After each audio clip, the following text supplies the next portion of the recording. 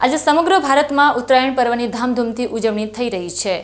પાલનપુર ધારાસભ્ય અનિકેત ઠાકરે કાર્યકર્તાઓ સાથે ધાબા પર મકર સંક્રાંતિના તહેવારની ધામધૂમથી ઉજવણી કરી હતી।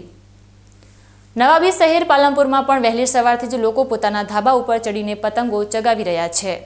આકાશ રંગબેરંગી પતંગોથી છવાયું છે।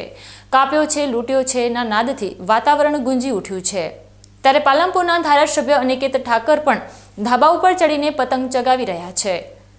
તેમની સાથે પાલનપુરના ભાજપના કાર્યકર્તાઓ જોડાયા છે। તેમણે કહ્યું છે કે જેમ મારી પતંગ આકાશમાં ચગી રહ્યો છે તેમ પાલનપુરના વિકાસની પતંગ પણ અવિરત ચગી રહી છે।